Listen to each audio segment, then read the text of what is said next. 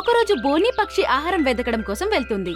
అప్పుడు అది చూస్తుంది, ఒక మాను యొక్క కొమ్ము అర్ధం విరిగి వేలాడుతూ ఉంది మరియు ఆ మాను చాలా గట్టిగా ఏడుస్తుంది.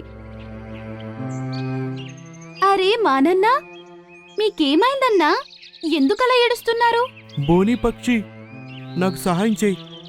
నా కొమ్మ సగం విరిగిపోయింది, అందుకే అది ఇలా వేలాడుతుంది. దీనివల్ల నాకు చాలా బాధ కలుగుతుంది. దీన్ని నువ్వు పూర్తిగా తీయగలవా? నేను ఈ బాధ నుండి విముక్తి పొందుతాను. బోని చిడియ దాన్ని తీసి కిందకు పడేస్తుంది. ఆ ఈరోజు నువ్వు నాకు సహాయం చేశావు. నీకు భవిష్యత్తులో నా అవసరం ఎప్పుడొచ్చినా సరే నువ్వు అసలు ఎప్పుడు ఆలోచించకు. నీకు సహాయం చేయడంలో నేను ఎప్పుడు ముందుంటాను. మానన్నా, నేనేం చెప్పాలి?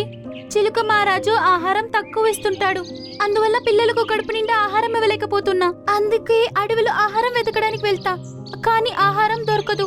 నువ్వు భోజనం గురించి అసలు చింతించకు బోని పక్షి.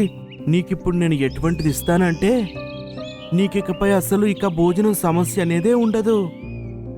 మానన్నా చెప్పండి, అదేంటి? మా చెట్టు అడుగున ఒక పచ్చ రంగులో ఒక యాపిల్ ఉంటుంది. అది ఒక మాయాజాలపు యాపిల్. నువ్వు దాని గనక తీసుకెళ్తే నీ సమస్యలన్నీ తొలగిపోతాయి.